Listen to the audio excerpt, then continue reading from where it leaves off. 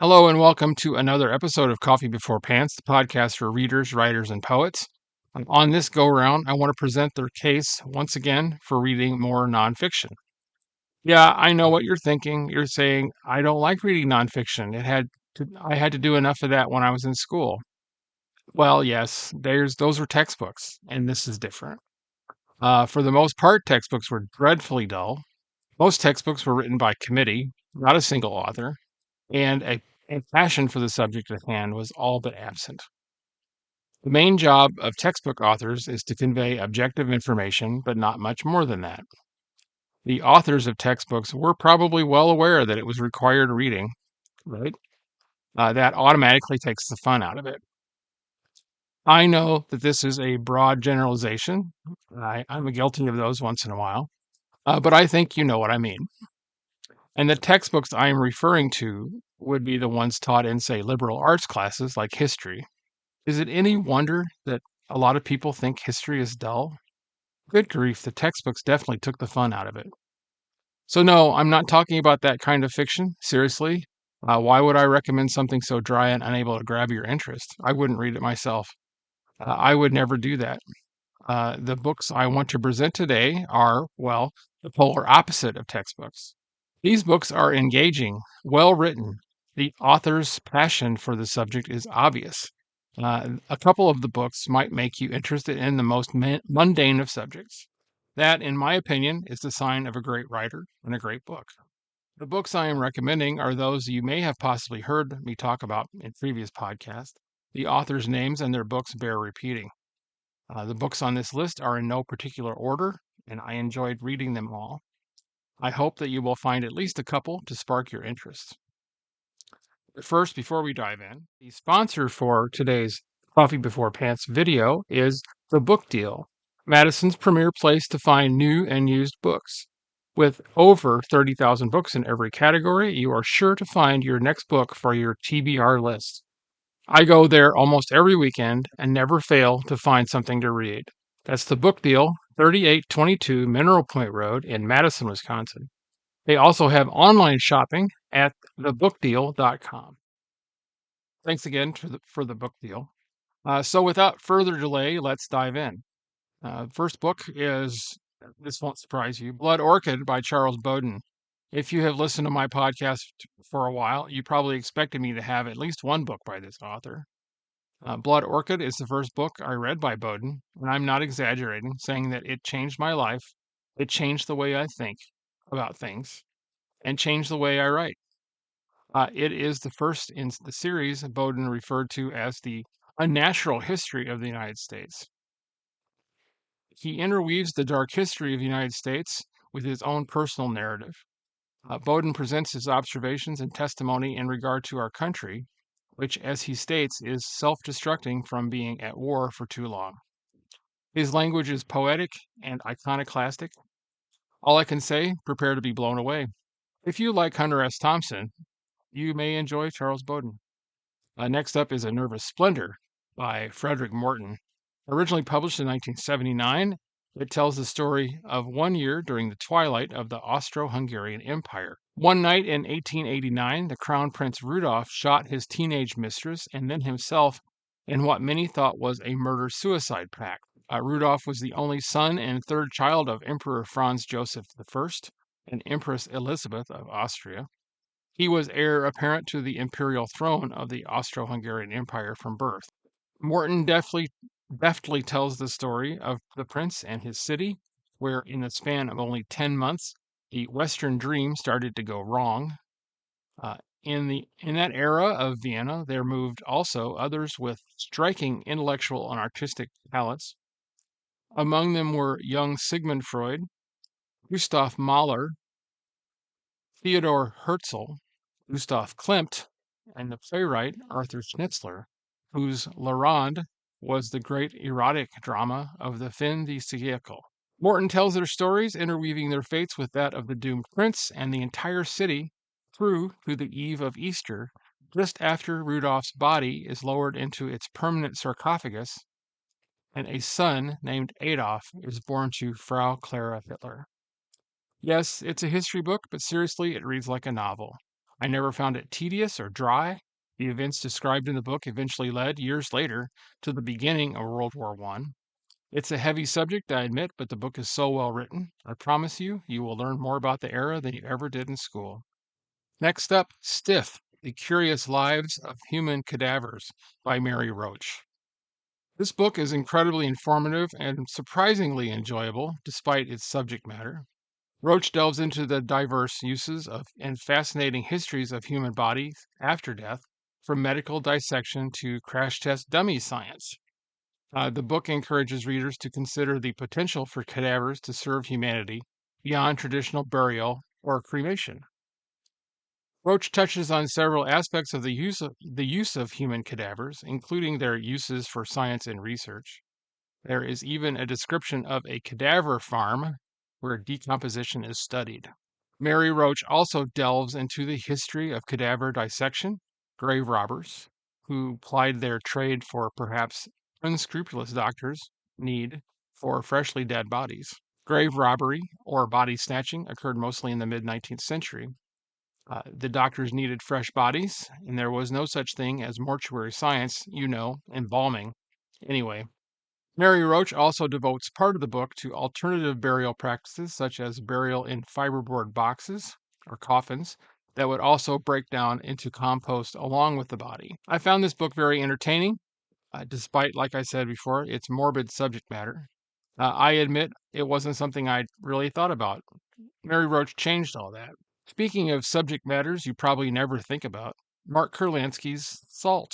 I've mentioned Kurlansky before in previous podcasts as well. His books are predominantly of subjects that people take for granted.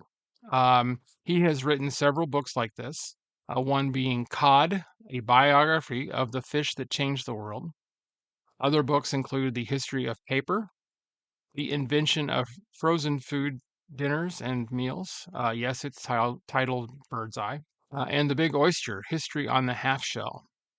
It makes me think of the first people who saw something, say a mushroom, said to themselves, I will eat this and hope for the best, or something like that. It also reminds me of Terry Pratchett's quote that all mushrooms are edible at least once. So, yes, the same goes with salt. Did someone discover salt by accident? Mark Kurlansky delves into the history and uses of salt from preserving meat and fish or masking the flavor of spoiled meat, how salt was at first only available to the well to do and those in power. Salt is incredibly informative, fascinating, and enjoyable to read. I might also mention Kurlansky's scope is not limited to mundane subjects. He has written several other history books, such as 1968, The Year That Rocked the World, and The Basque History of the World. I definitely recommend Mark Kurlansky. Okay, the next book is Desert Solitaire by Edward Abbey. First published in 1968, it is an autobiography focusing on Abbey's seasonal employment as a park ranger at Arches National Monument, now known as Arches National Park, in the late 50s. Abbey moves from writing about his experiences in the desert, with descriptions of all the flora and fauna he encounters, to a polemic against overdeveloping the state parks. Abbey actually foretold how the U.S. Park Service would end up destroying a lot of the desert parks in the name of making them, quote, more accessible. His argument was that what they really meant to say was to make the parks more accessible to automobiles. If you want a glimpse of what our park systems, specifically the national parks, desert national parks, were in the 1950s and enjoy the writing of an irascible author, read Desert Solitaire. After reading this, I now want to read everything by Abbey. He's my new favorite curmudgeon. His curmudgeonliness was not unwarranted, though. Next, The Tipping Point by Malcolm Gladwell. First published in 2020 by Brown and Little, it is Gladwell's debut book. Gladwell defines a tipping point as, quote, the moment of critical mass, the threshold, the boiling point, unquote. He seeks to explain and describe the mysterious sociological changes that mark everyday life. As Gladwell states, ideas and products and messages and behaviors spread like viruses do. I was intrigued, my curiosity was rewarded. Again, it's another book that focuses on something you might not really think about. I enjoy books like this and others that are kind of eye openers, ones that make you think, wow, I have never thought about that, or it never occurred to me that that was a thing. In my opinion, a good nonfiction book does more than just give you dry facts, like those textbooks I mentioned earlier, but makes you interested in the subject. The authors are obviously writing about something that stirred their passion, and that passion comes through in their writing. Books like this can also stir anger and outrage. The next book will make you think to yourself, what were they thinking? The book is Radium Girls, The Dark Story of America's Shining Women by Kate Moore. First published in 2016, it tells the story first of Madame Curie's discovery of radium, and it being sold as a cure-all added to everything from lotion to tonic water. The story, however, focuses on a group of women who are employed to paint watch dials with radium so that they glow in the dark. Eventually, the women become inexplicably ill. The method of the painting consisted of the women wetting the brush with their mouth to point the brush, paint the numbers on the dial, then repeat. So, yes, they were ingesting the radium during their shift. The company that employed the women denied that the radium was what was making the women sick. The case goes to court, where the company does everything they can to discredit the women. Of course they do. That is what greed does. Radium Girls does more than hold your interest, of course. I promise that this heart wrenching story will also make you angry. It is another example of where corporate greed supersedes the welfare of employees. Like they say, the more things change, the more they stay the same. Okay, let's end on a lighter note. My final recommendation is more of a travelogue of sorts. It's the story of a man who, along with a friend, rises to the challenge to walk the Appalachian Trail. And not just part of the trail, but the whole trail. To put this in perspective, the total length of the Appalachian Trail is nearly 2,200 miles. And yes, the book I am referring to is Bill Bryson's A Walk in the Woods. A nice understatement, right? Published in 1998, it is the story of Bryson's venture to walk the Appalachian Trail.